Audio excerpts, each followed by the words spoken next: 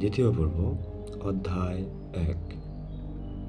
১৮০৫ সালের অক্টোবর মাসে একটি রুশ বাহিনী অস্ট্রিয়ার একটি অঞ্চলের গ্রাম ও শহর দখল করে বসেছিল। আরও কয়েক রেজিমেন্ট সৈন্য সদস্য সদ্য রাশিয়া থেকে এসে ব্রাউনার দুর্গের কাছে শিবির ফেলে স্থানীয় লোকজনের ঘাড়ে চেপে বসেছিল। ব্রাউনা প্রধান সেনাপতি কুতুজবের মূল ঘাঁটি। ১৮০৫ সালে ১১ অক্টোবর একটি পদাতিক রেজিমেন্টে সবেমাত্র ব্রাউমাও পৌঁছে শহর থেকে আধা মাইল দূরে প্রধান সেনাপতির পরিদর্শনের জন্য অপেক্ষা করছিল। জায়গাটা এবং তার পরিবেশ, ফলের বাগান, পাথরে বেড়া, টালির ছাদ, দূরে দূরে পাহাড়ের সারি সবকিছুই দেখতে অরসীয়। যেসব স্থানীয় অধিবাসী সকৌতুকে সৈন্যদের দেখছিল তারা রুশীয় নয়, তবু রেজিমেন্টটিকে দেখতে রাশিয়ার অভ্যন্তরে পরিবেশনের জন্য প্রতীক্ষারত যে কোনো রুশ রেজিমেন্টেরই মতো। অভিযানের শেষ দিন সন্ধ্যায় হুকুম এসছে, যাত্রাপথেই প্রধান সেনাপতি রেজিমেন্টটি পরিদর্শন করবেন। যদিও হুকুম মানার কথাগুলো রেজিমেন্ট কমান্ডারের কাছে খুব পরিষ্কার নয়, এবং সৈন্যরা অভিযানরত অবস্থায় থাকবে কিনা সেও প্রশ্ন উঠেছিল। তবু বিভাগীয় সেনাপতিদের মধ্যে পরামর্শক্রমে স্থির হয়েছে কিছুটা নিচ হয়ে অভিবাদন জানানোর চাইতে বেশি নিচু হয়ে অভিবাদন জানানোই ভালো। এই নীতি অনুসরণ করে রেজিমেন্টকে অভিযানরত অবস্থায় উপস্থিত করাই শ্রেয়। কাজেই ২০ মাইল মার্চ করে আসার পরেও সৈন্যরা চোখের পাতা না বুঝিয়ে সারা রাত ধরে পোশাক আশাক মেরামত ও পরিষ্কার করল। অ্যাডজুট্যান্ট ও কোম্পানি কমান্ডাররা নানা রকম হিসেব নিকাশ করল, এবং সকালবেলা দেখা গেল আগের দিন শেষ অভিযানের পরে রেজিমেন্টে যে রকম বিপর্যস্ত বিশৃঙ্খল জনতায় পরিণত হয়েছিল তার পরিবর্তে দেখা দিয়েছে ২,০০০ মানুষের একটি সুশৃঙ্খল সমাবেশ। তারা প্রত্যেকে নিজ নিজ অবস্থান ও কর্তব্য সম্পর্কে সচেতন। প্রতিটি বোম ও প্রতিটি পেটি যথাস্থানে রক্ষিত হয়ে পরিচ্ছন্নতায় ঝকঝক করছে। সবকিছু যে বাইরে থেকে দেখতে সুশৃঙ্খল তাও নয়। প্রধান সেনাপতি যদি ইউনিফর্মের ভিতরটা পরীক্ষা করে দেখতে চায়, তাহলে দেখতে পাবে প্রতিটি লোকের গায়ে পরিষ্কার শার্ট, আর তাদের কাঁধের প্রতিটি ঝোলায় নির্দিষ্ট সংখ্যক সব জিনিস, সৈনিকদের ভাষায় যাকে বলে জুতো সেলাইয়ের কাঁটা, সাবান ও সব মজুদ আছে। কেবল একটি বিষয় সকলের মনে অস্বস্তি রয়েছে, সেটা সৈন্যদের বুটের অবস্থা। অর্ধেকের বেশি সৈন্যদের বুটে ফুটো হয়ে গেছে, কিন্তু এই কারণে রেজিমেন্ট কমান্ডারদের কোনো রকম ত্রুটি নয়। বারবার জানানো সত্ত্বেও অস্ট্রীয় রসদ সরবরাহ বিভাগ বুট পাঠায়নি, আর রেজিমেন্টটি মার্চ করে এসেছে ৭০০ মাইলের মতো। রেজিমেন্ট কমান্ডার লোকটি বয়স্ক, গোপন স্বভাব, মজবুত গড়ন, অভিজ্ঞ, ভুরু ও জুলফি ধূসর, এবং ঘাড় গর্দান অপেক্ষা বুক ও পিঠের দিকটা বেশি চওড়া। পরনের তকতকে নতুন ইউনিফর্ম, তার প্রতিটি ভাঁজ চোখে পড়ে। সোনার মোটা স্কন্ধ ত্রাণ চওড়া কাঁধের উপর এলিয়ে না পড়ে খাড়া হয়ে আছে। তার ভঙ্গিখানায় যেমন যেন মনের হরষে জীবনের একটি গভীর কর্তব্য সে পালন করছে। সে সৈন্যদের সামনে দিয়ে চলাফেরা করছে, আর প্রতিটি পদক্ষেপে পিঠকে ঈষৎ বেঁকিয়ে নিজেকে সোজা করে রাখছে। পরিষ্কার বোঝা যায় কমান্ডার তার রেজিমেন্টকে প্রশংসা করে। তাকে নিয়ে তার মন খুব খুশি, সারাটা মন তাকে নিয়ে মেতে আছে। কিন্তু তার গর্বিত চলন দেখে মনে হয় সামরিক বিষয়াদি ছাড়া সামাজিক স্বার্থ এবং সুন্দরী নারীরাও তার চিন্তার অনেকখানি জুড়ে রয়েছে। একজন ব্যাটালিয়ন কমান্ডার হাসি মুখে এগিয়ে যাচ্ছিল। তাকে লক্ষ্য করে রেজিমেন্ট কমান্ডার বলল, আরে মাইকেল মিত্রিজ স্যার, কাল রাতে তো অনেক কাজ ছিল। যা হোক, রেজিমেন্টটা মন্দ নয়, কি বলেন? ব্যাটালিয়ন কমান্ডার হাস্যকর ব্যঙ্গটি ধরতে পেরে হেসে উঠল। জ্যারিৎসিন প্রান্তরে একে রণক্ষেত্র থেকে হটিয়ে দেওয়া যাবে না, কি বলেন? কমান্ডার প্রশ্ন করল। ঠিক সেই মুহূর্তে শহরের দিক থেকে আসার যে রাস্তা সংকেত প্রেরকদের বসানো হয়েছিল, সেই রাস্তায় দুটি অশ্বারোহীকে দেখা গেল। তাদের একজন এডিকম, তার পিছনে কসাক। আগের দিনের হুকুম মানায় ভাষার গোলমাল ছিল বলে আজ এডিকমকে পাঠিয়ে পরিষ্কার করে জানানো হচ্ছে যে রেজিমেন্টটি যেভাবে মার্চ করে আসছিল, প্রধান সেনাপতি ঠিক সেই অবস্থাতেই সেটাকে পরিদর্শন করতে ইচ্ছুক। পরনে থাকবে গ্রেট কোট, কাঁধে ঝোলা, কোনো রকম তৈরি হওয়া চলবে না।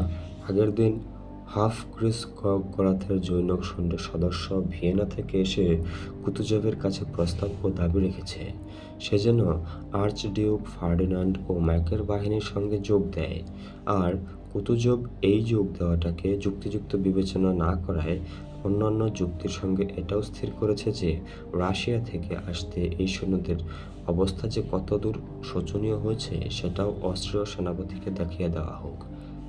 এই উদ্দেশ্য নিয়ে সে রেজিমেন্ট পরিদর্শনে আসতে চেয়েছে। কাজেই রেজিমেন্টের অবস্থা যত শোচনীয় হবে প্রধান সেনাপতি ততই খুশি হবে। এডি কং এসব কথা জানত না, তবু সে সুস্পষ্ট নির্দেশ দিল সৈন্যদের পরনে গ্রে কোট থাকবে আর তারা অভিযানরত অবস্থায় থাকবে, অন্যথায় প্রধান সেনাপতি অসন্তুষ্ট হবেন। একথা শুনে রেজিমেন্ট সেনাপতি মাথা নিচু করল, নীরবে কাঁধ ঝাঁকুনি দিল, সক্রোধে হাত দুটো ছাড়িয়ে দিল, বলে উঠল, সবই তো তালগোল পাকিয়ে ফেলেছি।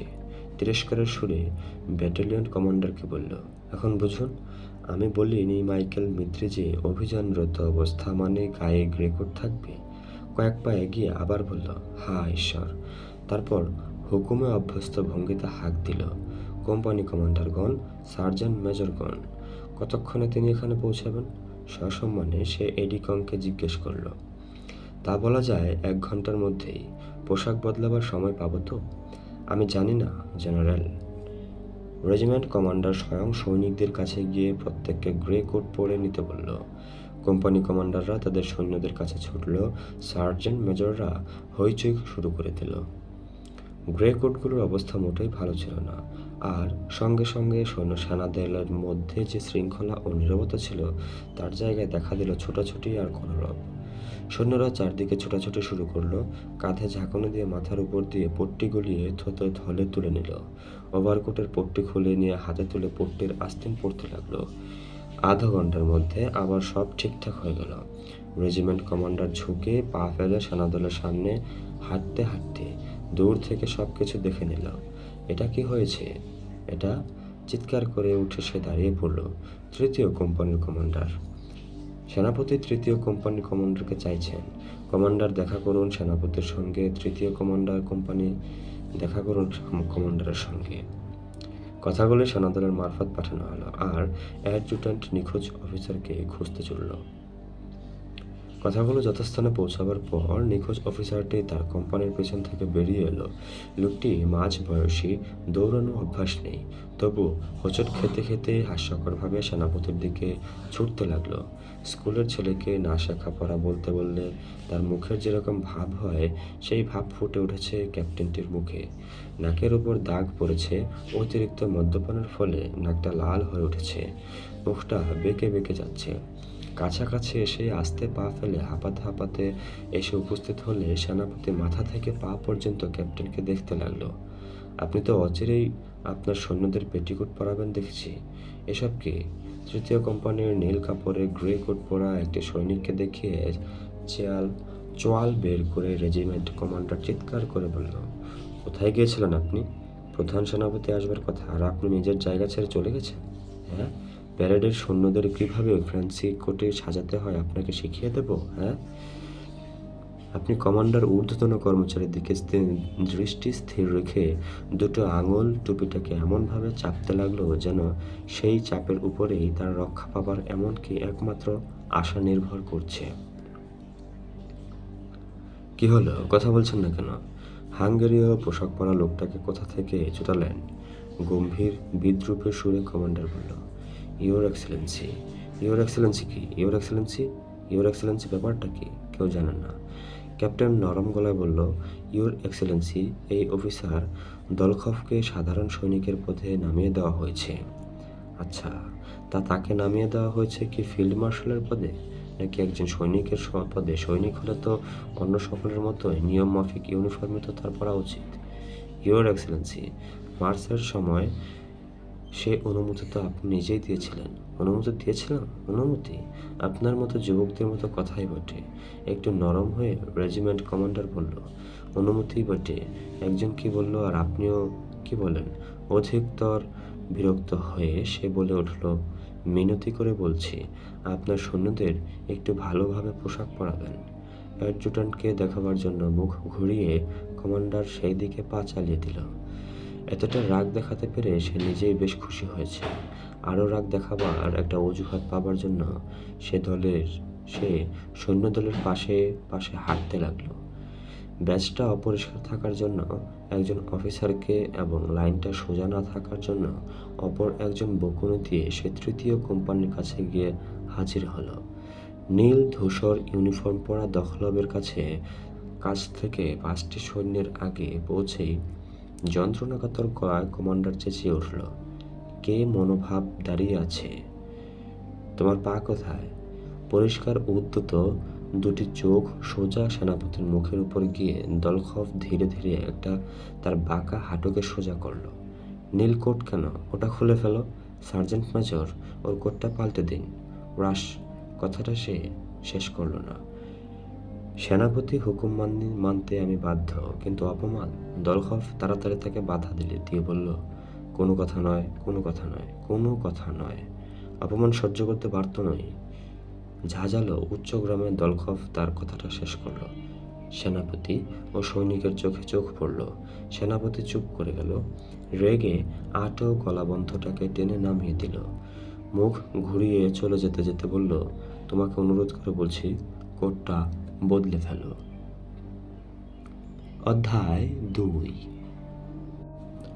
সেই মুহূর্তে সংকেত জ্ঞাপক হাঁক দিল, তিনি আসছেন। মুখটা লাল করে রেজিমেন্ট কমান্ডার ছুটে ঘোড়ার কাছে গিয়ে কম্পিত হাতে পা দানিটা ধরে নিজের জিনের উপর উঠে ঠিক হয়ে বসল। তলোয়ারখানা খুলল এবং খুশি খুশি দৃঢ় মুখে হাঁক দেবার জন্য প্রস্তুত হলো। পরিষ্কার পাখনা মেলা পাখির মতো একবার ছটপটিয়ে গোটা রেজিমেন্ট একেবারে চুপ করে গেল। আত্মকাঁপানো গলায় রেজিমেন্ট কমান্ডার হাঁক দিল। সে হাঁকে একযোগে ফুটে উঠল তার নিজের আনন্দ, রেজিমেন্টের কঠোরতা আর আগত প্রায় প্রধানের প্রতি অভ্যর্থনা। চওড়া গ্রাম্য পথের দুধারে গাছের সারি, সেই পথ ধরে এগিয়ে আসছে 6 ঘোড়ার দুলকি চলে টানা একটা উঁচু হালকা নীল রঙের ভিয়েনা গাড়ি। তার পিছনে একদল অশ্বারোহী ও অন্যান্য সৈনিক। কুতুজাবের পাশে বসে আছে একজন অস্ট্রীয় সেনাপতি।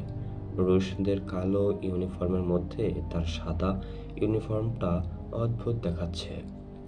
রেজিমেন্টের সামনে এসে গাড়িটা থামল। কুতুজব ও অস্ট্রীয় সেনাপতি নিচু গলায় আলাপ করছিল। কুতুজব ঈষৎ হেসে ভারী পা ফেলে এমনভাবে গাড়ি থেকে নামলো যেন এই যে 2000 লোক রুদ্ধ নিঃশ্বাসে তাকে দেখছে, তাদের এবং রেজিমেন্ট কমান্ডারের কোনো অস্তিত্ব নেই। সামরিক নির্দেশ ধ্বনিত হলো। সৈন্যদের অস্ত্রের ঝনঝনাজির সঙ্গে গোটা রেজিমেন্ট আর একবার দুলে উঠল। তারপর মৃত্যু স্তব্ধতার মধ্যে শোনা গেল প্রধান সেনাপতির দুর্বল কণ্ঠস্বর। রেজিমেন্টের যেন গর্জে উঠল, ইয়োর এক্সেলেন্সি, আপনার সুস্বাস্থ্য কামনা করি। তারপর আবার সব নিশ্চুপ।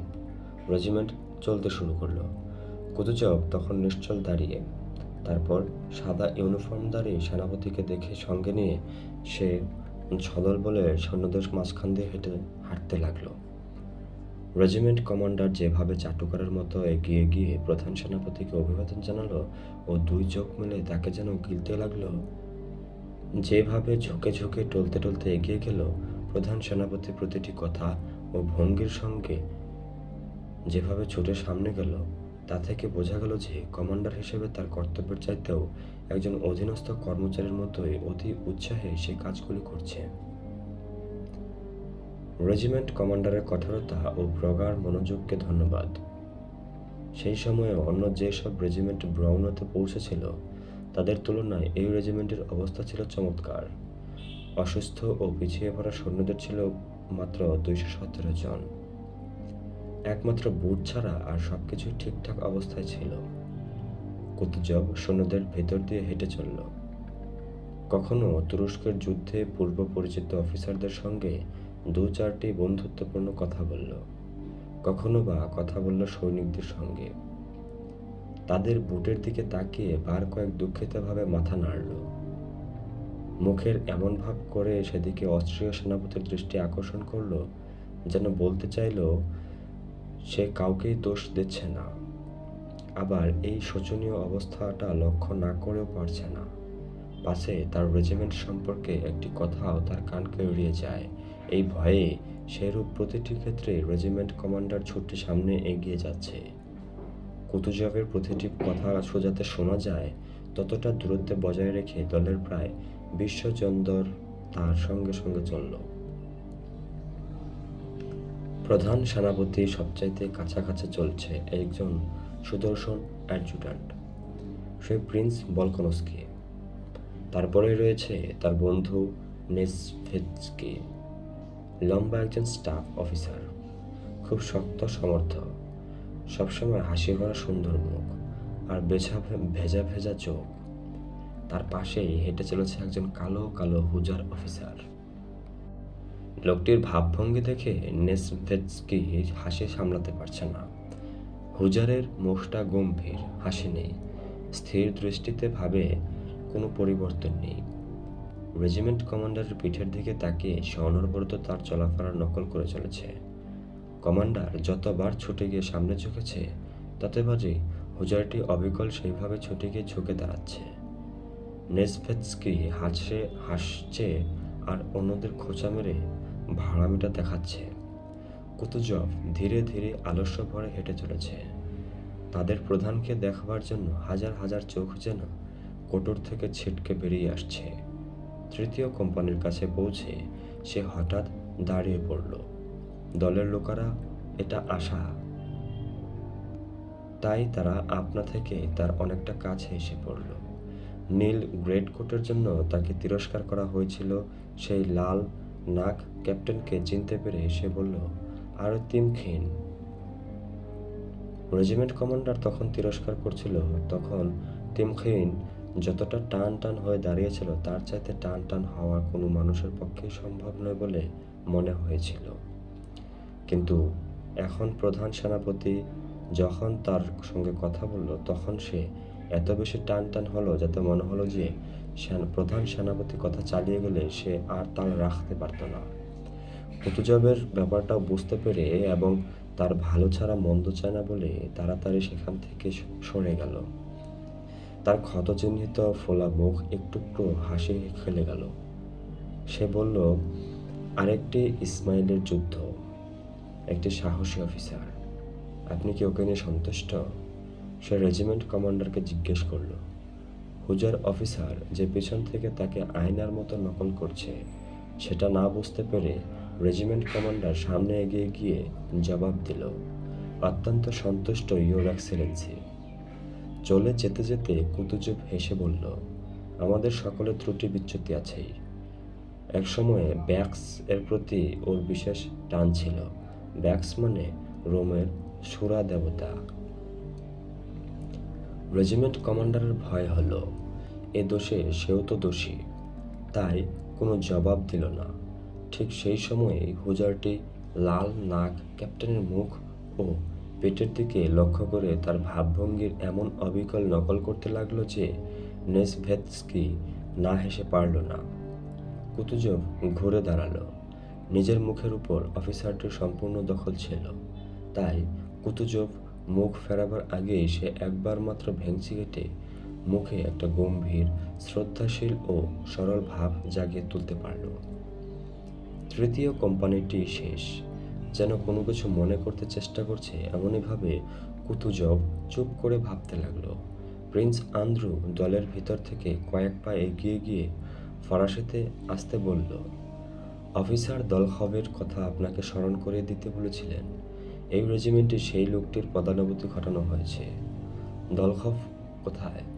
কুতুজভ জানতে চাইল। দলখভ ইতোমধ্যেই সৈনিকের ধূসর গ্রে কোট গায়ে জড়িয়েছে। সে ডাকের অপেক্ষায় রইল না। পরিষ্কার নীল চোখ ও সুন্দর চুল সহ একটি সুগঠিত মূর্তি সেনাদলের ভিতর থেকে বেরিয়ে এসে প্রধান সেনাপতির কাছে গিয়ে সশ্রস্র অভিবাদন জানালো। তোমার কি কোনো নালিশ আছে? কুতুজভ ঈষৎ ভ্রুকুটি প্রশ্ন করল। এই দলখভ, প্রিন্স আন্দ্রু বলল। ও, কুতুজভ বলল, আশা করি এতেই তোমার শিক্ষা হবে। কর্তব্য করে যাও। সম্রাট উদার, আর তুমি উপযুক্ত হলে আমিও তোমাকে ভুলব না। পরিষ্কার নীল দুটি চোখ যেভাবে রেজিমেন্ট কমান্ডারের দিকে তাকিয়েছিল, ঠিক তেমনি সাহসের সঙ্গে তাকালো প্রধান সেনাপতির দিকেও। চিরাচরিত প্রথার যে জবনী কাটা প্রধান সেনাপতি ও একটি সাধারণ সৈনিকের মধ্যে এত বড় ব্যবধান সৃষ্টি করে, তার চোখের সেই দৃষ্টি যেন তাকে ছিঁড়ে ফেলতে চাইল। ইচ্ছা করেই দৃঢ় অনুরণিত স্বরে দলখফ বলল, ইয়োর এক্সেলেন্সির কাছে আমার একটি প্রার্থনা আছে। আমার অপরাধের প্রায়শ্চিত্ত করবার একটা সুযোগ আমি চাই। মহামান্য সম্রাট ও রাষ্ট্রের প্রতি আমার অনুরাগ প্রমাণ করতে চাই। কুতুজব সেখান থেকে সরে গেল। চোখের যে হাসি হেসে সে ক্যাপ্টেন তিমখিনের কাছ থেকে সরে গিয়েছিল, সেই একই হাসি খেলে গেল তার মুখে। মুখটা বেঁকিয়ে সে সরে গেল, যেন বলতেই চাইল তাকে দলখফের যা কিছু বলার আছে এবং সে দলখফকে যা কিছু বলতে পারে সে সবই তার জানা আছে। সেসব শুনে শুনে সে ক্লান্ত হয়ে পড়েছে, আর শুনতে চায় না। মুখ ফিরিয়ে সে গাড়িতে উঠে বসল।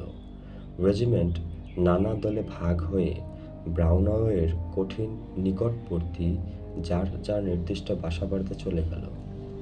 আশা আছে সেখানে তারা বুট পাবে, পোশাক পাবে, কঠোর অভিযানের পরে বিশ্রাম পাবে। তৃতীয় কোম্পানি বাসবাড়ির দিকে চলেছে। ঘোড়ায় চাপে তাদের ধরে ফেলে ক্যাপ্টেন তিমখিনের কাছে পৌঁছে রেজিমেন্ট কমান্ডার বলল, তুমি আমার উপর রাগ করনি তো প্রখর ইগনাতিজ? পরিদর্শন ভালোভাবে শেষ হওয়ায় রেজিমেন্ট কমান্ডারের মুখটা অদম্য খুশিতে ঝলমল করছে। সম্রাটের চাকরির রীতি এই, কোনো উপায় নেই। প্যারেডের সময় কখনো কখনো কিছুটা তাড়াহুড়া করতেই হয়। আমি প্রথম ক্ষমা চাইছি, তুমি তো আমাকে চেনো। তিনি খুব খুশি হয়েছেন। ক্যাপ্টেনের দিকে সে হাতটি বাড়িয়ে দিল। ও কথা বলো না সেনাপতি, অতটা সাহস আমার হতো না। ক্যাপ্টেন জবাব দিল। তার নাকটা আরো লাল হয়ে উঠল। ইসমাইলের বন্দুকের কুদোর আঘাতে তার সামনের যে দুটো দাঁত উড়ে গিয়েছিল, হেসে ওঠায় সে জায়গাটা বেরিয়ে পড়ল। আর মিস্টার দলখফকে তিনি বলল তিনি নিশ্চিত থাকতে পারেন, আমি তাকে ভুলব না। দয়া করে আমাকে জানিও, আমি নিজেই জানতে চাই আর আচার ব্যবহার কেমন থাকে। আর সাধারণতভাবে তিমখিন বলল, চাকরির ক্ষেত্রে একটি লোক খুবই খুঁতখুঁতে ইয়োর এক্সেলেন্সি, কিন্তু তার চরিত্রের বিষয়ে কি জানতে চাও? রেজিমেন্টের কমান্ডার জিজ্ঞেস করল। ক্যাপ্টেন জবাব দিল, সে একদিন এক রকম। একদিন বেশ বুদ্ধিমান, সুশিক্ষিত, সৎস্বভাব, আবার পরের দিনই একটা বুনো জন্তু। পোল্যান্ডে তো একজন ইহুদিকে প্রায় মেরেই ফেলেছিল। আহা, ঠিক আছে ঠিক আছে, রেজিমেন্ট কমান্ডার বলে উঠল। তথাপি একটি যুবক বিপদে পড়লে তাকে তো দয়া করতেই হবে। তুমি তো জানো অনেক ভালো ভালো লোকের সঙ্গে তার যোগাযোগ আছে। অতএব তুমি শুধু তা করব ইয়োর এক্সেলেন্সি, তিমখিন বলল। হাসিটা দিয়ে সে বুঝিয়ে দিল যে কমান্ডারের মনের ইচ্ছা সে বুঝতে পেরেছে। আরে সে তো বটেই। রেজিমেন্ট কমান্ডার সৈন্যদের ভিতর থেকে দলখফকে খুঁজে বের করে ঘোড়ার রাশ টেনে ধরে তাকে বলল, পরবর্তী ব্যাপারের পরেই স্কন্দ্রত্রাণ। দলখফ চারদিকে তাকালো, কিছু বলল না, আবার ঠোঁটের বিদ্রুপের হাসিটিও বদলালো না। রেজিমেন্ট কমান্ডার বলতে লাগলো, আচ্ছা তাহলে সব ঠিক হয়ে গেল। তারপর যাতে সৈন্যরা সকলে শুনতে পায় সেইভাবে বলল, প্রত্যেক সৈন্যকে এক পেয়ালা ভদকা আমি দেব। সকলকে ধন্যবাদ। ঈশ্বরের জয় হোক।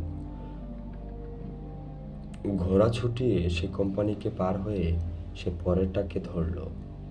পাশের অধীনস্থ সাব অল্টারনেটরকে তিমখিন বলল, দেখো হে, লোকটি সত্যি ভালো, ওর অধীনে কাজ করা চলে। এক কথায় রাজা লোক। সাব অল্টার্ন হেসে বলল, সকলে রেজিমেন্ট কমান্ডারকে হরতনের রাজা বলে ডাকে। পরিদর্শনের পরে অফিসারদের খুশির মেজাজ সৈন্যদের মধ্যেও সংক্রমিত হয়েছে।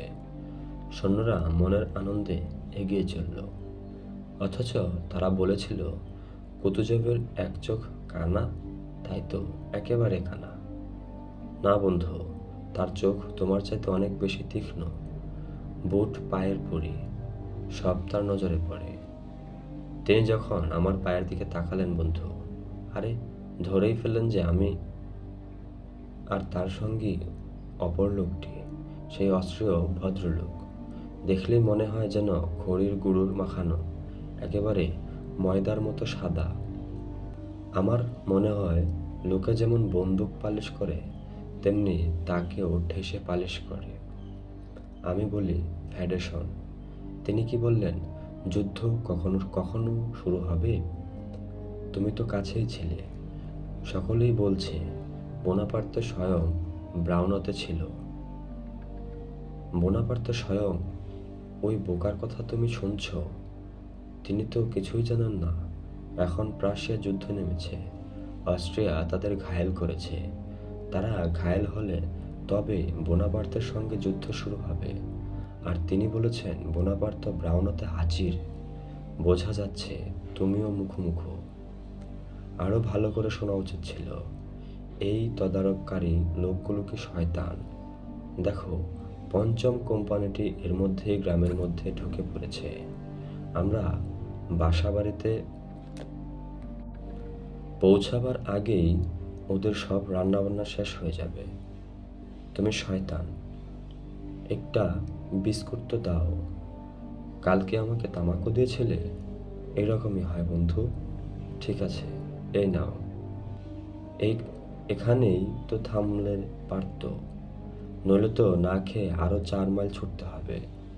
ওই জার্মানরা যখন আমাদের গাড়িতে তুলে নিয়েছিল তখন কি মজাই হয়েছিল। চুপচাপ বসে থাকো আর হুটহাট চলে যাও। আরে বন্ধু, এখনকার লোকগুলো একেবারে ভিখারি। সেখানে তারা ছিল পোল, সবাই রাশিয়ার রাজার অধীন, কিন্তু এখানে সকলেই খাস জার্মান।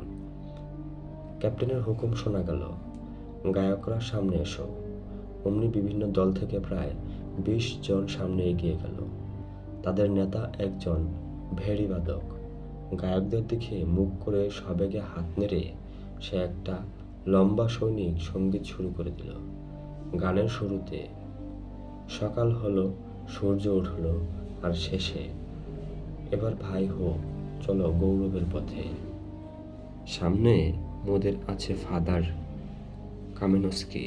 গানটি রচনা করা হয়েছিল তুর্কি অভিযানের সময়। এখন গাওয়া হচ্ছে অস্ট্রিয়াতে।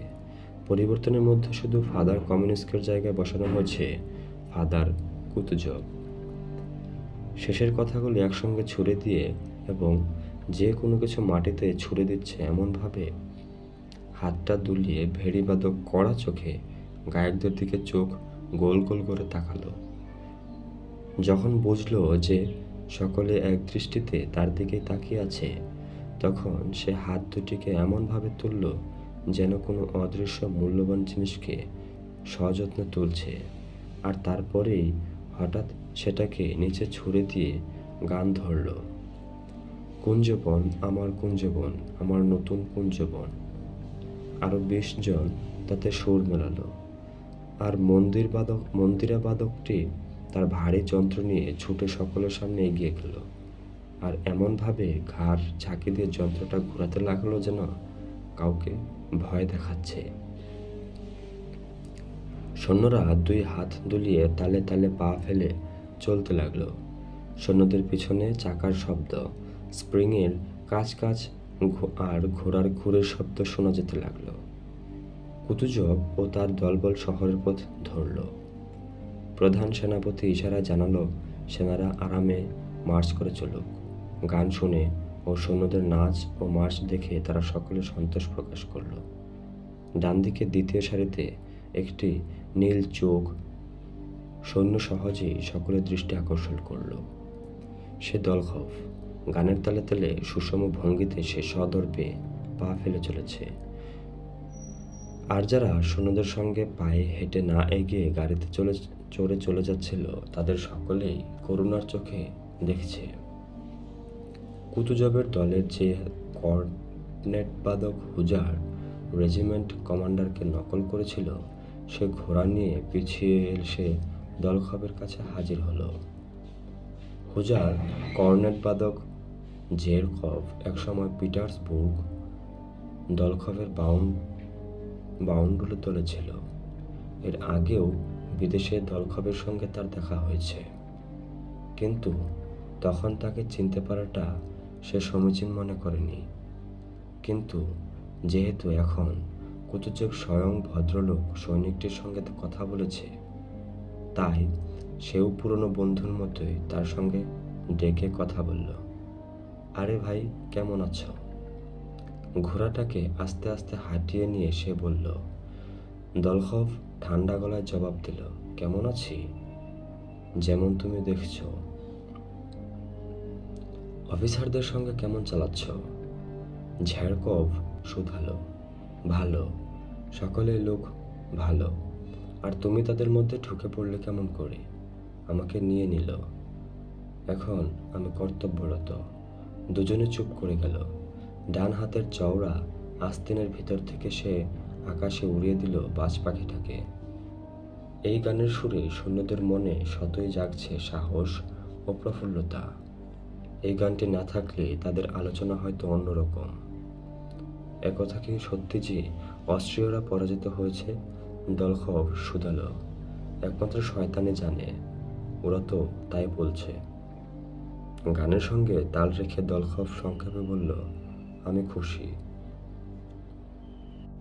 ঝেরকভ বলল, আমি বলি কি, যে কোনো দিন সন্ধ্যায় চলে এসো, ভাড়ও খেলা যাবে। সে কি, তোমার কি অনেক টাকা হয়েছে নাকি? এসো তো। আমি যেতে পারবো না, প্রতিজ্ঞা করেছি। যতদিন পুনর্বহাল না হব ততদিন মদ খাবো না, কোনো কিছু খেলবো না। আবার দুজন চুপ করলো। কোনো কিছু দরকার হলে এসো, অফিসাররা অনেক সময়ই কাজে লাগে। দলখফ হাসল। কিছু ভেবো না, আমার যদি কিছু দরকার হয় তাহলে ভিক্ষা চাইব না, জোর করে নেব। আরে কিছু মনে করো না, আমিও শুধু। বিদায়, তোমার সুস্বাস্থ্য। দূর, আরও দূর পথ। হে মোর স্বদেশ। পায়ের জুতোর কাঁটা দিয়ে ঝেরকভ ঘোড়ার পেটে খোঁচা দিল। ঘোড়া জোরে জোরে কদমে চলতে তালে তালে ছুটল। সেনাদলকে পার হয়ে গাড়ির কাছে পৌঁছে গেল। অধ্যায় 3।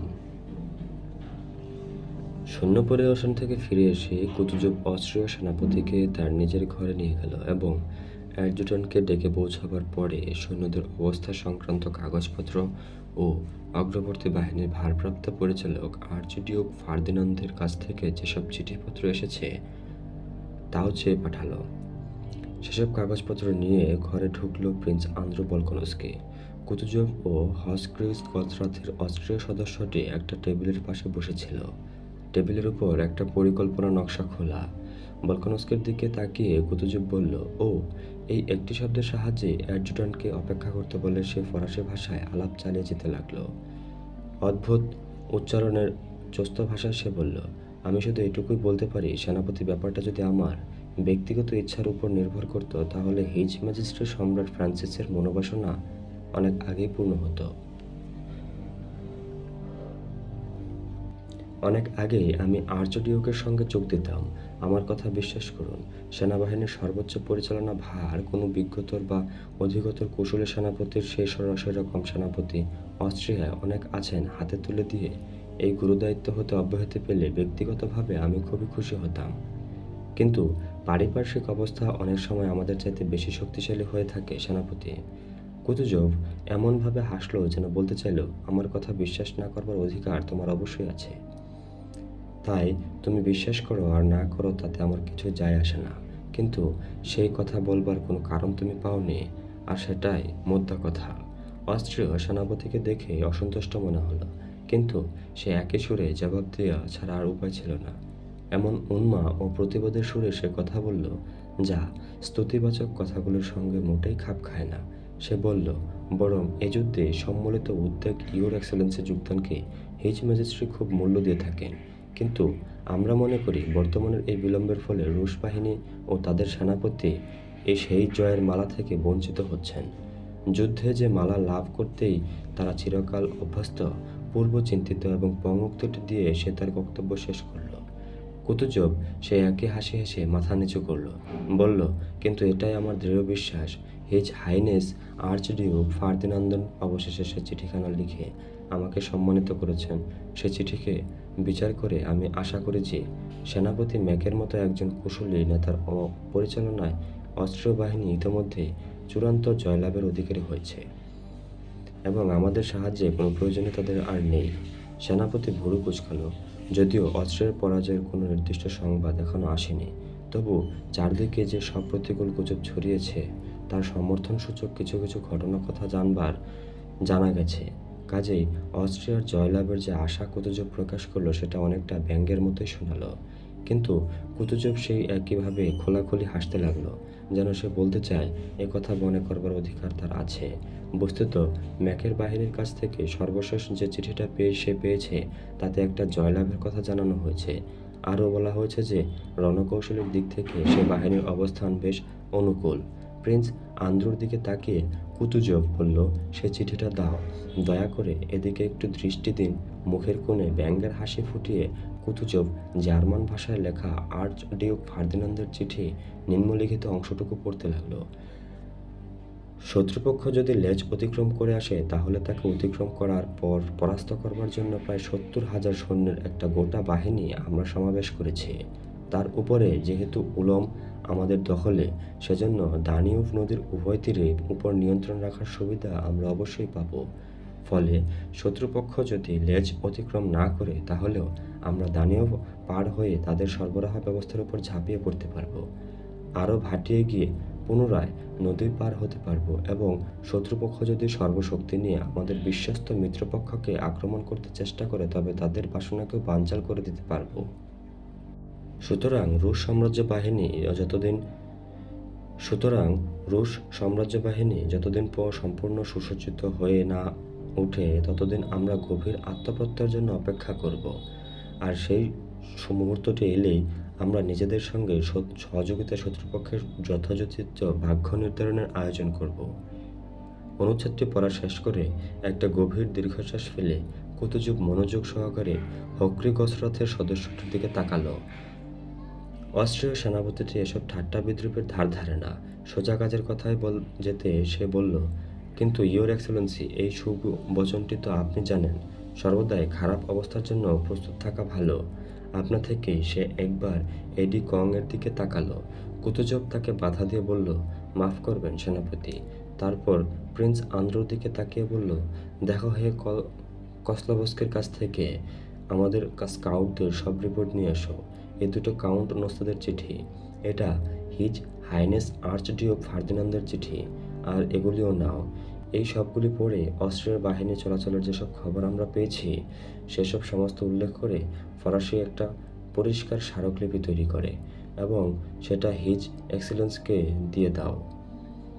প্রিন্স মাথা নোয়ালো। কুতুজব যা বলল তা সে ভালোভাবে বুঝেছে, এমনকি কুতুজব তাকে আরও যা বলতে পারত তাও সে বুঝেছে। কাগজপত্র গুছিয়ে নিয়ে দুজনকে অভিবাদন জানিয়ে আস্তে আস্তে কার্পেটের উপর পা ফেলে সে প্রতীক্ষালয়ে চলে গেল। প্রিন্স আন্দ্রু রাশিয়া ছেড়ে এসছে খুব বেশি দিন হয়নি, কিন্তু এরই মধ্যে সে অনেক বদলে গেছে। মুখের ভাব ও হাঁটাচলায় আগেকার সেই আলস্য উদাসীনতার লেশ মাত্র নেই। তাকে নিয়ে অন্য কি ভাবছে তা নিয়ে মাথা ঘামাবার সময় এখন তার নেই। সদা সর্বদাই সে কাজ নিয়ে ব্যস্ত। নিজেকে ও আশেপাশের লোকজনদের নিয়ে সে যে সন্তুষ্ট তারই আভাস তার চোখে মুখে। তার হাসি ও চাউনি আগের চাইতে অনেক বেশি উজ্জ্বল ও আকর্ষণীয়। পোল্যান্ডে এসে কুতুজবের সঙ্গে যোগ দিয়েছে। কুতুজব তাকে সাদরে গ্রহণ করেছে, কথা দিয়েছে তাকে ভুলবে না। অন্য অ্যাডজুট্যান্টের তুলনায় তার উপরে তুলেছে, সঙ্গে করে ভিয়েনার নিয়ে এসেছে এবং অনেক গুরুত্বপূর্ণ কাজের ভার দিয়েছে। ভিয়েনা থেকে কুতুজব তার পুরনো বন্ধু প্রিন্স আর বাবাকে চিঠি লিখেছে। তোমার ছেলে যে একজন বিশিষ্ট অফিসার হতে পারবে, তার শ্রমশীলতা, দৃঢ়তা ও কর্মের প্রবৃত্তিতেই তা বুঝতে পেরেছি। আমার পাশে এরকম শ্রমশীলতা, দৃঢ়তা ও কর্মের প্রবৃত্তিতে বুঝতে পেরেছি। আমার পাশে এরকম একটি সহকারীকে পেয়ে নিজেকে আমি ভাগ্যবান মনে করছি। পিটার্সবুর্গের সমাজে যেমন ছিল, এখানেও কুতুজবের কর্মচারীদের মধ্যে, তার সহকর্মী অফিসার ও সৈন্যদের মধ্যেও প্রিন্স আন্দ্রুকে নিয়ে দুটি সম্পূর্ণ ভিন্ন মত গড়ে উঠেছে। একদল তারা সংখ্যায় অল্প, তাকে নিজেদের থেকে আলাদা বলে মনে করে এবং তার কাছ থেকে অনেক বড় কিছু প্রত্যাশা করে। তার কথা মনে দিয়ে শোনে, তাকে প্রশংসা করে, অনুকরণ করে। তাদের সঙ্গে প্রিন্স আন্দ্রু বেশ স্বাভাবিকভাবে খুশি মনে দিন কাটায়। আরেক দল, তারা সংখ্যায় বেশি, তাকে অপছন্দ করে, সহকারী উদাসীন ও অপ্রীতিকর মনে করে। কিন্তু তাদের সঙ্গে কীরকম ব্যবহার করতে হবে প্রিন্স আন্দ্রু তা জানে, তাই তারাও তাকে শ্রদ্ধা করে, এমনকি ভয়ও করে। কাগজপত্র নিয়ে প্রতীক্ষালয়ে ঢুকতেই বন্ধু কলকজভস্কির সঙ্গে তার দেখা হয়ে গেল। কজলভস্কি একজন কর্তব্যরত এডিকং, একটা বই নিয়ে এসে জানালা বসছে। আরে প্রিন্স যে, কজলভস্কি বলল, আমরা কেন অগ্রসর হচ্ছি না তার কারণ ব্যাখ্যা করে একটা স্মারকলিপি লেখার হুকুম পেয়েছি। কারণটা কি? প্রিন্স আন্দ্রু কাঁধ ঝাঁকুনি দিল। ম্যাকের কাছ থেকে কোনো খবর এসছে? না। তার পরাজয়ের খবর সত্যি হলে অবশ্যই আসতো। বাইরের দরজার দিকে যেতে প্রিন্স আন্দ্রু বলল, সম্ভবত ঠিক সেই মুহূর্তে একজন লম্বা অস্ত্রীয় সেনাপতি সশব্দে দরজাটা ঠেলে দ্রুত পায়ে ঘরে ঢুকল। তার পরনে গ্রে কোট, গলায় মারিয়া থেরেসা সামরিক চিহ্ন, মাথায় একটা কালো ব্যান্ডেজ জড়ানো। বোঝা গেল সে সবেমাত্র পৌঁছেছে। প্রিন্স আন্দ্রু মাঝপথে থেমে গেল। প্রধান সেনাপতি কুতুজব দুজনের দিকে তাকিয়ে ভিতরের দরজার দিকে সোজা এগিয়ে সদ্য আগত সেনাপতিটি কড়া জার্মান উচ্চারণে তাড়াতাড়ি প্রশ্নটা করল। অতি দ্রুত অপরিচিত সেনাপতির কাছে এগিয়ে তার পথরোধ করে কজলভস্কি বলল, প্রধান সেনাপতি ব্যস্ত আছেন। এরা তাকে চিনতে পারেনি দেখে বিস্মিত হয়ে পরিচিত সেনাপতি খর্বকায় কজলভস্কির দিকে ঘৃণার চোখে তাকালো। কজলভস্কি শান্ত গলায় আবার বলল, প্রধান সেনাপতি ব্যস্ত আছেন। সেনাপতির মুখে মেঘ নামলো, তার ঠোঁট কাঁপতে লাগলো। একটা নোটবই বের করে তাড়াতাড়ি পেন্সিল দিয়ে কিছু একটা লিখে পাতাটা একটানা ছিঁড়ে কজলভস্কিকে দিল। দ্রুত পায়ে জানালার কাছে গিয়ে একটা চেয়ারে বসে ঘরের লোকদের দিকে এমনভাবে তাকালো যেন বলতে চাইল, এরা সব আমাকে দেখছে কেন। তারপর মাথাটা তুলে ঘাড় সোজা করে যেন কিছু বলতে চাইল, কিন্তু পর মুহূর্তে গুনগুন করতে শুরু করে দিল। তার ঘরের দরজা খুলে কুতুজব দ্বারপথে দেখা দিল। মাথায় ব্যান্ডেজ করা সেনাপতিটি কোনো বিপদের হাত থেকে পালাবার ভঙ্গিতে সামনে ঝুঁকে তাড়াতাড়ি সরু পা ফেলে কুতুজবের দিকে এগিয়ে গেল। লোকটি ভাঙা গলায় নিজের নামটা বলল। খোলা দ্বারপথে দাঁড়িয়ে কুতুজবের মুখটা কয়েক মুহূর্ত সম্পূর্ণ নির্বিকার হয়ে রইল। পরক্ষণে মুখের উপর ঢেউয়ের মতো কয়েকটা ভাঁজ পড়ল, কপালটা আবার মসৃণ হলো। সশ্রদ্ধভাবে মাথাটা নুইয়ে সে চোখ বুঝল। নীরবে ম্যাককে তার আগেই ঘরে ঢুকবার পথ করে দিল। তারপর নিজেই দরজাটা বন্ধ করে দিল। অস্ট্রিয়া পরাজিত হয়েছে এবং গোটা বাহিনী উলমে আত্মসমর্পণ করেছে, এই মর্মে যে সংবাদটা রটেছিল সেটা ঠিকই। আধ ঘন্টার মধ্যেই অ্যাডজুট্যান্টের এই নির্দেশে দিয়ে চারদিকে পাঠিয়ে দেওয়া হলো যে সব রুশ সৈন্য এতদিন অকর্মণ্য হয়ে বসছিল, এবার তাদেরও শত্রুর সম্মুখীন হতে হবে। প্রিন্স আন্দ্রু সেই সব বিরল অফিসারদের একজন যাদের প্রধান আগ্রহ যুদ্ধের অগ্রগতিকে নিয়ে। ম্যাককে দেখে এবং তার দুর্গতির বিবরণ শুনে সে বুঝতে পারল যে অভিযানের অর্ধেকই তার হাতছাড়া হয়ে গেছে। রুশ বাহিনীর সামনে যেসব অসুবিধা সমন উপস্থিত তাও বুঝতে পারল, আর ভবিষ্যতে তাদের কপালে কে আছে এবং সেই অবস্থায় তার কি ভূমিকা হবে তাও সে কল্পনা করে নিল। উদ্যত অস্ট্রিয়া ও পরাভবের চিন্তা এবং এক সপ্তাহ কালের মধ্যেই সে হয়তো ফরাসিদের বিরুদ্ধে রাশিয়ার প্রথম যুদ্ধটা দেখতে পাবে এবং তাতেও অংশ নিতে পারবে, এবং এই ভাবনায় নিজের অজান্তে একটা সানন্দ উত্তেজনা অনুভব করল। তার এই আশঙ্কা হলো বোনাপার্তের প্রতিভা হয়তো রুশ বাহিনীর সব সাহসীকের হার মানাবে, আবার সেই সঙ্গে তার নায়কের পরাজয়কে সে মনে মনে মেনে নিতে পারল না। এইসব চিন্তায় উত্তেজিত ও বিরক্ত হয়ে প্রিন্স আন্দ্রু তার ঘরে চলে গেল বাবাকে চিঠি লিখতে। প্রতিদিন সে বাবাকে চিঠি লেখে। বারান্দায় নেসভেৎস্কির সঙ্গে দেখা হয়ে গেল। দুজন একই ঘরে থাকে। ভার ঝেরকভও সেখানে ছিল। প্রিন্স আন্দ্রুর কালো মুখ ও চকচকে চোখ দেখে নেসভেৎস্কি শুধালো, তোমার মন খারাপ কেন? খুশি হবার তো কারণ নেই, ভলকনস্কি জবাব দিল। নেসভেৎস্কি ও ঝেরকভের সঙ্গে প্রিন্স আর দেখা হতে না হতে বারান্দায় অপর দিক থেকে তাদের দিকে এগিয়ে এলো অস্ট্রিয়া সেনাপতি স্ট্রজ এবং আগের দিন সন্ধ্যায় আগত হফ ক্রিস গরথের সদস্যটি। স্ট্রজ কুতুজবের অধীনস্থ কর্মচারী রুশ বাহিনীর খাদ্য ব্যবস্থার ভারপ্রাপ্ত। তিনজন অফিসারের পাশ দিয়ে চলে যাবার সময় যথেষ্ট জায়গা সেনাপতি দুজনের ছিল। একজন নেসভেৎস্কিকে ঠেলে সরিয়ে দিয়ে ঝেরকভ রুদ্ধশ্বাস বলল, ওরা আসছেন, সরে দাঁড়াও, পথ ছেড়ে দাও, দয়া করে পথ ছেড়ে দাও। সেনাপতি দুজন পাশ কাটিয়ে চলে যাচ্ছিল। এতটা মনোযোগ তাদের ভালো লাগেনি। এদিকে ঝেরকভের মুখে হঠাৎ একটা দুষ্টুমির হাসি ঝিলিক দিয়ে উঠল। কিছুতেই চেপে রাখতে পারল না। এক পা এগিয়ে রাষ্ট্রীয় সেনাপতিকে লক্ষ্য করে বলল, ইয়োর এক্সেলেন্সি, আপনাকে অভিনন্দন জানাই। মাথাটা নিচু করে নাচের তালিম নেওয়া ছোট শিশুর মতো সে প্রথমে এক পা ও পরে আরেক পা ঘষতে ধরালো।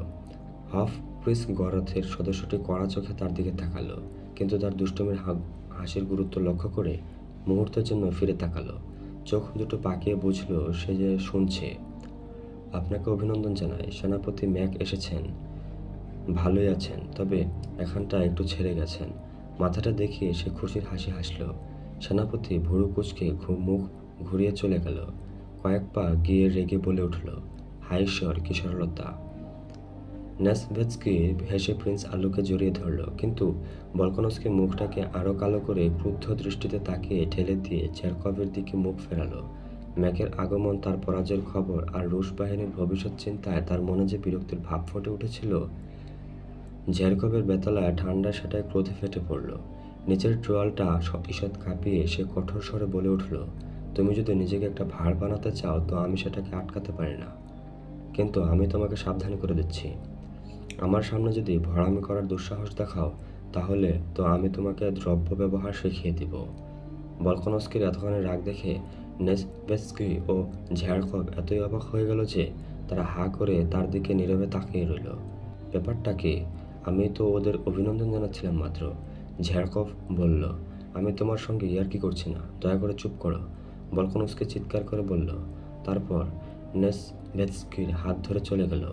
ঝেরকভ কি বলবে বুঝতেই পারল না। তাকে সান্ত্বনা দিতে নেসভেৎস্কি বলল, আরে কি হলো রে বাপু, কি হলো? প্রিন্স আন্দ্রু দাঁড়িয়ে উত্তেজিতভাবে বলতে লাগলো, তুমি কি বুঝতে পারছো না যে হয় আমরা আমাদের জার ও আমাদের দেশের সেবায় নিযুক্ত অফিসাররা, যেটা আমাদের সকলের লক্ষ্যে, তার সাফল্যের আমরা আনন্দ করব, দুঃখ পাবো, আর না হয় আমরা সামান্য খানসা মাত্র মনিবের মুখ সুখ দুঃখে যাদের কিছু যায় আসে না। 40,000 সৈন্য খুন হয়ে গেল, আমাদের মিত্রশক্তি ধ্বংস হয়ে গেল, আর তাই নিয়ে তোমরা ঠাট্টা করছো? যেন নিজের বক্তব্যকে জোরদার করার জন্য সে কথাগুলো ফরাসিতে বলল। ওই যে অকর্মার ধারেটার সঙ্গে তুমি বন্ধুত্ব পাতিয়েছ, এ কাজ তাকে সাজে, কিন্তু তোমাকে সাজে না। এভাবে মজা করা শুধু অকর্মদের সাজে। কর্নেলটি মুখে কোনো জবাব দেয় কিনা শুনবার জন্য সে এক মুহূর্ত দাঁড়ালো, কিন্তু সে মুখটা ঘুরিয়ে বারান্দার পথে অদৃশ্য হয়ে গেল। অধ্যায় 4। পাভলোগ্রাদ হুজারদের মোতায়েন করা হয়েছে ব্রাউমাও থেকে 2 মাইল দূরে। যে অশ্বারোহী সেনাদলের নিকলাস রস্তভ শিক্ষার্থী হিসেবে যোগ দিয়েছে তাদের বাসা পড়েছে একটি জার্মান গ্রাম সালজেনেকে। গ্রামের সবচেয়ে ভালোবাসাটা দেওয়া হয়েছে অশ্বারোহী সেনাদলের অধিনায়ক ক্যাপ্টেন দেনিসভকে। গোটা অশ্বারোহী বাহিনীতে সে ভাস্কা দেনিসভই নামে পরিচিত। পোল্যান্ডে এসে সেনাদলে যোগ দেওয়ার পর থেকেই ক্যাডেট রস্তভ অধিনায়কের সঙ্গেই থাকে। 11 অক্টোবর তারিখে ম্যাকের পরাজয়ের খবর নিয়ে হেডকোয়ার্টারের সকলে যখন চঞ্চল হয়ে উঠেছে, তখন এই অশ্বারোহী সেনাদলের অফিসার শিবির জীবন যথারীতি চলছে। দেনিসভ সারা রাত তাস খেলায় হেরেছে, সে এখনও ঘরে ফেরেনি। খাদ্য সংগ্রহ অভিযান সেরে রস্তভ সবে ঘোড়া ছুটিয়ে ফিরে এসছে। ক্যাডেট ইউনিফর্ম পরিহিত রস্তভ ঘোড়াটাকে একেবারে ফটকে এনে হাজির করল। যৌবনসুলভ সহজ ভঙ্গিতে পাটাকে ঝিনের উপর দিয়ে ঘুরিয়ে আনলো, যেন ঘোড়া ছেড়ে নামতে ইচ্ছে করছে না, এমনভাবে পা দানের উপর এক মুহূর্ত দাঁড়ালো। আর তারপরে লাফ দিয়ে নিচে নেমে আর্দালিকে ডাকলো। যে হুজারটি এক দৌড়ে ঘোড়ার কাছে এসে হাজির হলো তাকে দেখে রস্তব বলল, আহা বন্দারেঙ্কো বন্ধু, ওকে একটু হাঁটাচলা করাও ভাই। সৎভাবের যুবকরা মন ভালো থাকলে সকলের সঙ্গেই যেমন ভাই বেড়াদারের মতো কথা বলে সেই রকম ভাবেই সে কথাগুলি বলল। ইউক্রেনীয় হুজারটি খুশিতে মাথা নেড়ে বলল, করছি ইওর এক্সেলেন্সি। মনে থাকে যেন। একটি হুজারও ঘোড়ার কাছে ছুটে এসেছে, কিন্তু বন্দেরাঙ্ক ততক্ষণে ঘোড়ার মাথা থেকে রাশটা খুলে ফেলেছে। বোঝা গেল যে এই ক্যাডেট বেশ দারাজ হতেই বকশিস দিয়ে থাকে, তার কাজ করে দিলে লাভ আছে। রস্তব ঘোড়াটার গলায় ও পিঠে আস্তে আস্তে চাপড় মারতে মারতে কিছুক্ষণ অপেক্ষা করলো। একটু হেসে মনে মনে ভাবলো, চমৎকার, এটা একদিন এটা কি ঘোড়াইরা হবে। তলোয়ারটাকে উপরের দিকে তুলে সে এক দৌড়ে ফটকের সিঁড়ির কাছে গেল। তার বাড়িওয়ালার ওয়েস্ট কোট ও দুলু টুপি পরে একটা উনখো ঠ্যাঙা হাতে নিয়ে গোয়াল থেকে গোবর পরিষ্কার করছিল। বাইরে তাকিয়ে রস্তবকে দেখেই তার মুখটা ঝলমলিয়ে উঠল। সুপ্রভাত, সুপ্রভাত। বড়ই খুশি হয়ে চোখ মিটমিট করে হাসতে লাগলো। হাসতে হাসতে সে যুবকটিকে অভ্যর্থনা জানালো। সে একই ভাইয়ের মতো হাসি হেসে রস্তব বলল, এর মধ্যেই কাজে লেগে গেছ। তারপর জার্মান বাড়িওয়ালাটি প্রায় যে কথাগুলি বলতে থাকে তার পুনরাবৃত্তি করে বলে উঠল, অস্ট্রিয়ার জয় হোক, রাশিয়ার জয় হোক, সম্রাট আলেকজান্ডারের জয় হোক। জার্মানটি হাসতে হাসতে গোয়াল থেকে বেরিয়ে এলো। মাথার টুপি খুলে মাথার উপর নাড়তে নাড়তে চেঁচিয়ে বলল, সারা বিশ্বের জয় হোক। জার্মানটির মতো রস্তব টুপিটাকে মাথার উপর ঘুরিয়ে হাসতে হাসতে বলল, সারা বিশ্ব জিন্দাবাদ। জার্মানটি গোয়াল পরিষ্কার করছে, রস্তব সবে ফিরেছে। খড় সংগ্রহের কাজ সেরে দুজনের কারুর আনন্দ করবার কোনো হেতু নেই। তবু তারা ভাইয়ের মতো ভালোবাসায় খুশি মনে একে অন্যের দিকে তাকাতে লাগলো। পরস্পরের প্রতি অনুরাগের চিহ্নস্বরূপ মাথা নাড়তে লাগলো। তারপর হেসে বিদায় নিল। জার্মানটি ফিরে গেল গোয়ালে, আর রস্তব ফিরে গেল সেই ঘরটিতে যেখানে দেনিসেভের সঙ্গে সে থাকে। দেনিসেভের আর্দালি লাভরুস্কাকে জিজ্ঞেস করলো, তোমার মনিবের খবর কি? লোকটিকে সকলে বাজে বলে জানে। সে উত্তর দিল, সন্ধ্যা থেকেই তো দেখা গেল নির্ঘাত খেলায় হেরেছেন। এতদিনে আমি বুঝে ফেলেছি খেলায় জিতলে তাড়াতাড়ি ফিরে, সে কথা সাতখানা করে বলল। আর সকাল পর্যন্ত বাইরে কাটালে বুঝতে পারি খেলায় হেরেছেন, আর ফিরে এসে তম্বি শুরু করবেন। কফি খাবেন কি? হ্যাঁ আনো। 10 মিনিট পরে লাভরুস্কা কফি নিয়ে এলো। বলল তিনি আসছেন, এবার ঝামেলা শুরু হবে। জানালা দিয়ে তাকিয়ে রস্তব দেখল দেনিসভ ফিরছে। ছোটোখাটো চেহারা, লাল মুখ, কালো চকচকে চোখ, এলোমেলো কালো গোঁফ ও চুল, গায়ে আলখাল্লা বোতাম খোলা, চওড়া ব্রিচেস, ভজে ভজে চুল ঝুলে পড়েছে। মাথার পিছনে একটা দুমড়ানো শোকো। বিষণ্ণ মুখে মাথা নিচু করে ফটক পর্যন্ত এলো। রেগিয়ে চেঁচিয়ে বলল, লাশব্রুকার জবাব শোনা গেল। ঘরে ঢুকে দেনিসভ বলল, আচ্ছা তুমি এসে গেছো দেখছি।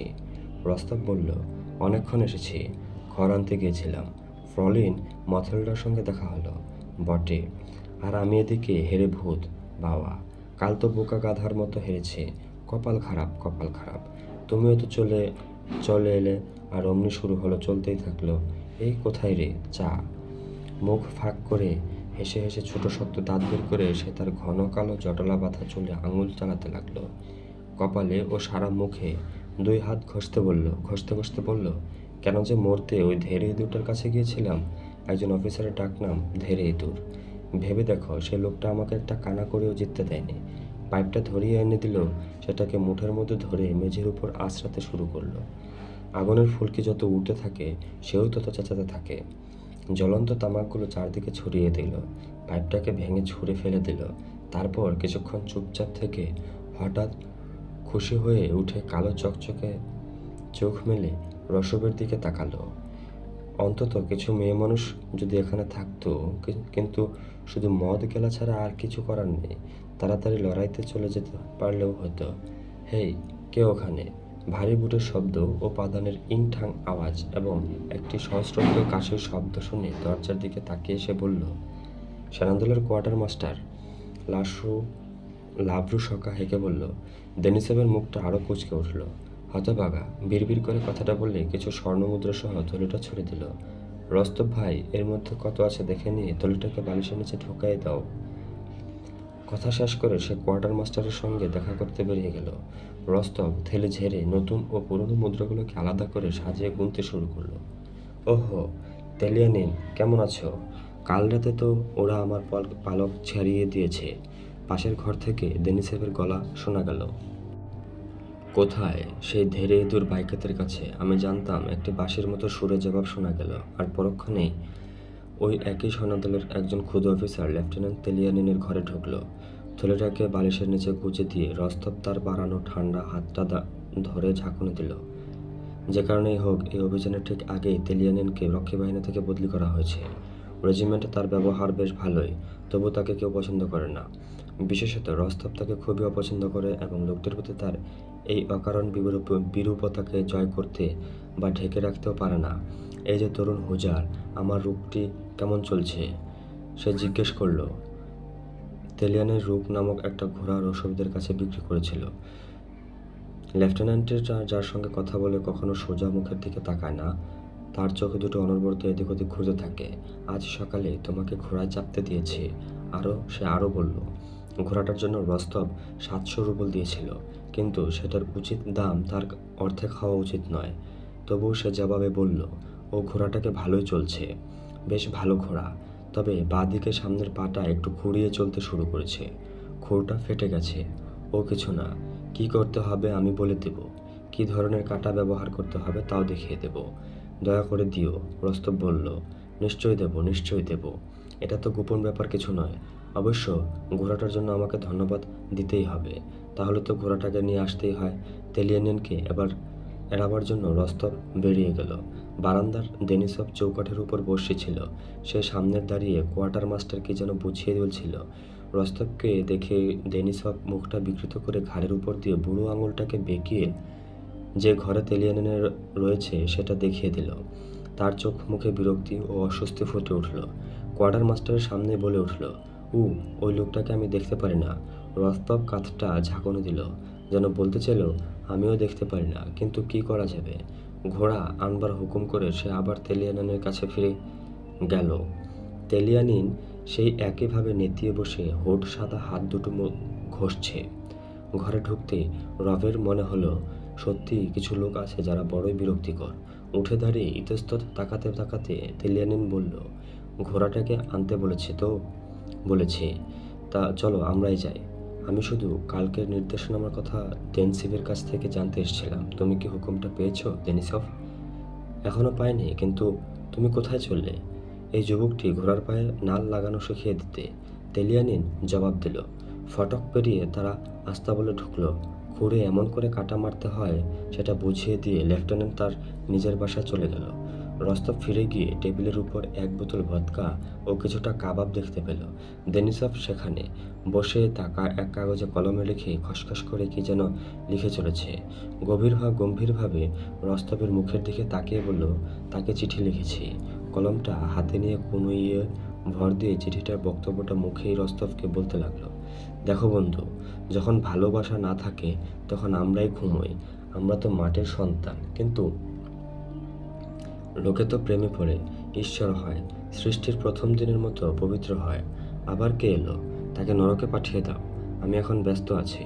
মোটেই ঘাবড়ে না গিয়ে লাব্রুসকা তার কাছে এসে হাজির হতে দেনিসভ চিৎকার করে বলে উঠল, আবার কে? আপনিই তো আসতে বলেছিলেন। কোয়ার্টার মাস্টার এসেছে টাকার জন্য। দেনিসভ ভুরু কুঁচকে চেঁচিয়ে কি একটা জবাব দিতে গিয়েও থেমে গেল। নিজের মনে বিড়বিড় করে বলল, হতভাগা কাজ। থলে তো কত আছে? রস্তবের দিকে মুখ ফিরে জিজ্ঞেস করলো। 7টা নতুন আর 3টে পুরনো বড় মুদ্রা। ও হতভাগা, আরে তুমি এখানে কাকতারুয়ার মতো দাঁড়িয়ে আছো কেন? কোয়ার্টার মাস্টারকে ডাকো। সে লাব্রুসকাকে হেঁকে বলল, দেখো দেনিসভ, আমি তোমাকে কিছুটা ধার দিচ্ছি।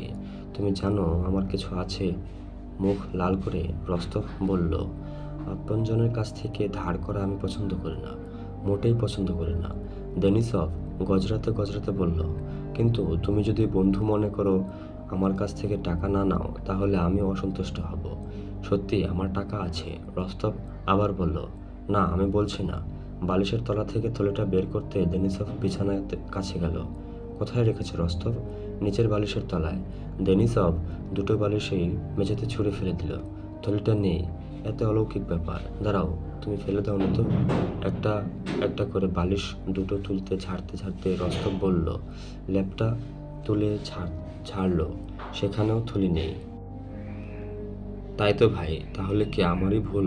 না, তুমি যে মূল্যবান সম্পত্তির মতো ওটাকে মাথার নিচেই রাখো, সে কথা যে আমি ভেবেছিলাম তাও আমার বেশ মনে পড়ছে। রস্তব বলল, ঠিক এখানেই রেখেছিলাম। কোথায় গেল? সে লাবলু সকাকে জিজ্ঞেস করল। আমি তো ঘরেই ছিলাম না। আপনি যেখানে রেখেছিলেন সেখানেই তো থাকবে।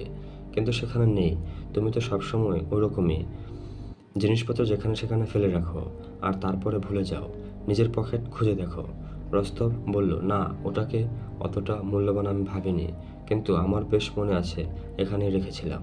লাবলু সকা গোটা বিছানাটা উল্টে পাল্টে দেখলো। বিছানার নিচে, টেবিলের নিচে, কোথাও কোথাও নেই। খুঁজলো, কোনো জায়গায় দেখতে বাকি রাখলো না। তারপরে ঘরের মাঝখানে চুপচাপ দাঁড়িয়ে রইল। দেনিসভ চুপচাপ লাবলু সকার চালচলন দেখলো। তারপর সে যখন অবাক হয়ে দুই হাতের উপর তুলে জানালার যে কোথাও সেটা পাওয়া গেল না, তখন রস্তবের দিকে তাকালো। রস্তব, তুমি স্কুলের ছেলেদের মতো চালাকি করছো না তো? দেনিসভের দৃষ্টি তার উপর নিবদ্ধ, সেটা বুঝতে পেরে রস্তব চোখ তুলে তাকিয়ে পরক্ষণে চোখ নামিয়ে নিল। যে রক্তটা এতক্ষণ গলার নিচে কোথাও জমেছিল সেটা এবার তার মুখে ও চোখে উঠে এলো। সে যেন শ্বাস নিতেও পারছে না। লাবলু সকা বলল, লেফটেন্যান্ট, ও আপনি ছাড়া আর এ ঘরে কেউ ঢোকেনি। ওটা এখানেই কোথাও থাকবেই। তবে রে বেটা, শয়তানের পুতুল, একটু নড়েচড়ে খুঁজে দেখো। দেনিসভ হঠাৎ অগ্নিমূর্ত হয়ে চিৎকার করতে করতে হারদালির দিকে ছুটে গেল। থলি পাওয়া গেলে আমি তোকে চাবুক মারবো। দেনিসভের দিকে থেকে চোখ সরিয়ে রস্তব কোটের বোম এঁটে কোমরের তলোয়ার ঝুলিয়ে টুপিটা মাথায় দিল। আরদালিকে ঘাড় ধরে ঝাঁকাতে ঝাঁকাতে দেয়ালের উপর ঢুকে দেনিসভ চেঁচাতে লাগলো, থলিটা আমার চাই, এই তোকে বলে রাখছি। দরজার কাছে গিয়ে চোখ না তুলে রস্তব বলল, ওকে ছেড়ে দাও দেনিসভ, আমি জানি থলিটা কে নিয়েছে। দেনিসভ থামলো, এক মুহূর্ত কি ভাবলো, তারপর রস্তবের ইঙ্গিত বুঝতে পেরে তার হাতটা চেপে ধরল। বাজে কথা, সে চেঁচিয়ে উঠল। তার কপালের ও গলার শিরাগুলো দড়ির মতো ফুলে উঠল। আমি বলছি তুমি পাগল হয়ে গিয়েছ। এ আমি হতে দেব না। থলি এখানেই আছে। আমি এই শয়তানটাকে জ্যান্ত ছাল ছাড়িয়ে নেব, তাহলেই সেটা পাওয়া যাবে। আমি জানি ওটা কে নিয়েছে। কাপা গলায় আর একবার কথাটা বলে রস্তব দরজার দিকে এগিয়ে গেল। তাকে বাধা দিতে দরজার দিকে ছুটে গিয়ে দেনিসভ চিৎকার করে বলল, আমি বলছি অমন কাজও করো না। কিন্তু রস্তব তার হাতটা ঠেলে সরিয়ে দিয়ে এমন ক্রুব্ধ দৃষ্টিতে সোজা তার মুখের দিকে তাকালো যেন দেনিসভ তার সবচাইতে বড় শত্রু। কাপা গলায় বলল, তুমি যা বলছো তার অর্থ বুঝো? আমি ছাড়া এ ঘরে আর কেউ ছিল না, কাজেই আমি যা ভাবছি তা যদি না হয় তো। কথা শেষ না করেই সে ছুটে ঘর থেকে বেরিয়ে গেল। শয়তান তোমাদের সকলের মাথায় ভর করুক। সর্বশেষ এই কথাগুলি রস্তব শুনতে পেল। রস্তব গেল তেলিয়ানিনের বাসায়। তেলিয়ানিনের আরদালি বলল, মনিব তো বাড়ি নেই, হেডকোয়ার্টারে গেছেন। তারপর ক্যাডেটের বিক্ষুব্ধ মুখের দিকে তাকিয়ে অবাক হয়ে বলল, কি হয়েছে? না, কিছু না। অল্পের জন্য তাকে ধরতে পারলেন না, আরদালি বলল। সালজানেক থেকে হেডকোয়ার্টারের দূরত্ব 2 মাইল। বাড়ি ফেরে না গিয়ে রস্তব একটা ঘোড়া নিয়ে সেখানেই ছুটল। গ্রামের একটা সরাইখানায় অফিসারদের খুব যাতায়াত ছিল। সেখানে পৌঁছে গিয়ে রস্তব দেখল ফটকে তেলিয়ানিনের ঘোড়াটা দাঁড়িয়ে আছে। সরাইখানার 2 নম্বর ঘরে লেফটেন্যান্ট বসে আছে, এক ডিম কাবাব ও এক বোতল মদ নিয়ে। হেসে ভুরু তুলে সে বলল, আরে তুমিও এসে পড়েছ দেখছি। হ্যাঁ। অনেক কষ্টে কথাটা উচ্চারণ করে সে কাছেই একটা টেবিলে বসল। দুজনে চুপচাপ। ঘরে আরও 2 জন জার্মান ও একজন রুম অফিসার ছিল। কারো মুখে কথা নেই, শুধু ছুরির টুংটাং আর লেফটেন্যান্টের চিবানোর শব্দ শোনা যাচ্ছে। খাওয়া শেষ করে তেলিয়ানিনের পকেট থেকে একটা ডাবল থলি বের করল। থলির রিংটা এক পাশ টেনে একটা বড় স্বর্ণমুদ্রা বের করে ভুরু তুলে সেটা পরিচারককে দিল। বলল, একটু তাড়াতাড়ি করো। মুদ্রাটা নতুন। রস্তব আসন ছেড়ে তেলিয়ানিনের কাছে গেল। প্রায় শুনতে পাওয়া যায় না এমন নিচু গলায় বলল, তোমার থলিটা একটু দেখি তো। তেলিয়ানিন থলিটা তার হাতে দিল। হ্যাঁ, থলিটা বেশ ভালো, সত্যি সত্যি বলে হঠাৎ তার মুখটা কালো হয়ে গেল। আবার বলল, চেয়েই দেখানো মশাই। রস্তব থলিটা হাতে নিল। থলিটা ও ভিতরকার মুদ্রাগুলি খুঁটিয়ে দেখল। তারপর তেলিয়ানিনের দিকে তাকালো। তেলিয়ানিন অভ্যাস মতো চারদিকে তাকাচ্ছিল। হঠাৎ সে খুব খুশি হয়ে উঠল। বলল, ভিয়েনায় যেতে পারলে এটাকে হালকা করে ফেলবো। এই হতভাগা ছোট শহর তো খরচ করবার জায়গা নেই। ঠিক আছে, ওটা আমাকে দিয়ে দাও, আমি চলে যাব। রস্তভ কথা বলল না। তেলিয়ানিন বলতে লাগলো, আর তুমিও লাঞ্চ খাবে না আর কি? এখানে এরা কিন্তু খাওয়ায় ভালো। এবার তাহলে ওটা আমাকে দিয়ে দাও। থলিটা নেবার জন্য সে হাত বাড়ালো। রস্তভও দিয়ে দিল। থলিটা নিয়ে তেলিয়ানিন আলগাভাবে সেটাকে রাইডিং ব্রিজেসের পকেটে রেখে এমনভাবে ভুরু দুটো তুলে মুখটাকে ঈষৎ ফাঁকা করলো যেন বলতে চাইল, হ্যাঁ হ্যাঁ, আমার থলি আমি পকেটে পড়লাম। এটা তো একটা সরল ব্যাপার, এই নিয়ে কারো মাথা ঘামাবার কিছু নেই। একটা নিঃশ্বাস ফেলে সে বলল, আচ্ছা চলি। ভুরু দুটি তুলে সে রসবের দিকে তাকালো। তেলিয়ানিনের চোখ থেকে একটা বিদ্যুতের ঝিনিক যেন রসবের দিকে এগিয়ে যেতে লাগলো। আবার ফিরে এলো মুহূর্তের মধ্যে। এমনই বারবার গেল আর ফিরে এলো। এখানে এসে বলে রস্তভ তেলিয়ানিনের হাত ধরে তাকে প্রায় টানতে টানতে জানালার কাছে গিয়ে নিয়ে গেল। তার কানের কাছে মুখ নিয়ে ফিসফিসিয়ে করে বলল, ও টাকা দেনিসবের মুখে নিয়েছে। কি কি এত সাহস তোমার? কি? তেলিয়ানিন বলল, কিন্তু কথাগুলো শোনালো বড় করুণ, হতাশ কান্নার মতো, ক্ষমা প্রার্থনার মতো। কথাগুলো শুনেই সন্দেহের একটা প্রকাণ্ড বোঝ রস্তবের মন থেকে নেমে গেল। সে খুশি হলো, আবার সেই সঙ্গে সম্মুখে দাঁড়ানো দুঃখী লোকটির জন্য করুণাও হলো। কিন্তু যে কাজ সে শুরু করেছে সেটা তো শেষ করতেই হবে। টুপিটা হাতে নিয়ে একটা ছোট খালি ঘরের দিকে যেতে যেতে তেলিয়ানিন আমতা আমতা করে বলল, এখানকার লোকগুলো কি মনে করলো তা একমাত্র ঈশ্বরই জানেন। একটা কিছু তো বোঝাতে হবে। আমি জানি, প্রমাণ করেও দেব, রস্তভ বলল। তেলিয়ানিনের ভারার্ত মুখের প্রতিটি পেশি কাঁপছে। চোখ দুটো এখনো এদিক ওদিক ঘুরলেও সে দৃষ্টি অবনত। রসবের মুখের দিকে সে তাকাতে পারছে না। ফুপিয়ে ফুপিয়ে কান্নার শব্দ শোনা যাচ্ছে। কাউন্ট, একটি যুবকের ভবিষ্যৎ নষ্ট করো না। এই নাও সে হতভাগা টাকা। নাও। থলিটাকে টেবিলের উপর ছুঁড়ে দিল। আমার বুড়ো বাবা আছে, মা আছে। তেলিয়ানিনের চোখের দিকে না তাকিয়ে রস্তভ টাকাটা নিয়ে নিঃশব্দে ঘর থেকে বেরিয়ে গেল। দরজার কাছে থেমে আবার ফিরে এলো। চোখের জল ফেলে বলল, হায় ঈশ্বর, এ কাজ তুমি করলে কেমন করে? তার কাছে গিয়ে তেলিয়ানিন ডাকলো, কাউন্ট। পিছনে সরে গিয়ে রস্তভ বলল, আমাকে ছুঁয়ো না। তোমার যদি দরকার থাকে টাকাটা নিয়ে যাও। থলিটা তার দিকে ছুঁড়ে দিয়ে রস্তভ ছুটে সরাইখানা থেকে বেরিয়ে গেল। অধ্যায় 5। সেদিন সন্ধ্যায় স্কোয়াড্রন অফিসারদের মধ্যে একটা উত্তেজিত আলোচনা চলছিল দেনিসবের বাসায়। আমি তোমাকে বলছি, রস্তভ কর্নেলের কাছে তোমাকে ক্ষমা চাইতে হবে। স্টাফ ক্যাপ্টেন কারণে কথাটা বলল। লোকটি লম্বা মাথায়, ধূসর চুল, প্রকাণ্ড গোঁফ আর মুখভর্তি বলিরেখা, আর রস্তভের উত্তেজনায় লাল হয়ে উঠেছে। স্টাফ ক্যাপ্টেন কারাস্থানের 2বার পদানুভূতি ঘটেছে, আবার 2বারই কমিশনও পুনর্বহাল হয়েছে। রস্তভ চেঁচিয়ে বলে উঠল, কেউ আমাকে মিথ্যুক বলবে তা আমি হতে দেব না। সে বলেছে আমি মিথ্যা বলেছি, আর আমি বলেছি সে মিথ্যা বলেছে। ব্যাস, ওই পর্যন্তই। সে আমাকে রোজ ডিউটি করাতে পারে, আমাকে গ্রেপ্তার করাতে পারে, কিন্তু কেউ আমাকে দিয়ে ক্ষমা চাওয়াতে পারবে না। কারণ এই রেজিমেন্টের কমান্ডার হিসেবে সে যদি মনে করে যে আমার কাছে কৈফিয়ত দেওয়া তার মর্যাদার পক্ষে হানিকর, তাহলে স্টাফ ক্যাপ্টেন তার লম্বা গোঁফের ধীরে ধীরে চারা দিয়ে গম্ভীর গলায় কথার মাঝখানে বলে উঠল, 1 মিনিট থামো, আমার কথাটা শোনো। অন্য অফিসারদের সামনে তুমি বলেছ যে একজন অফিসার চুরি করেছে। কথাটা যে অন্য অফিসারদের সামনে শুরু হয়েছিল সেজন্য তো আমি দোষী নই। হয়তো তাদের সামনে কথাটা বলাও আমার উচিত হয়নি, কিন্তু আমি তো কূটনীতিবিদ নই। তাই তো অশ্বারোহী বাহিনীতে যোগ দিয়েছি, কারণ আমি ভেবেছিলাম এখানে কোনো রকম চাতুরির দরকার হবে না। সে বলেছে যে আমি মিথ্যাবাদী, কাজেই তাকে আমার কাছে কৈফিয়ত দিতে হবে।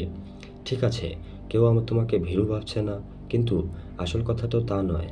একজন ক্যাডেটের পক্ষে একজন রেজিমেন্ট কমান্ডারের কাছে কৈফিয়ত চাওয়াটাই অবাস্তব কিনা সেটা তুমি বরং দেনিসভকে জিজ্ঞেস করো।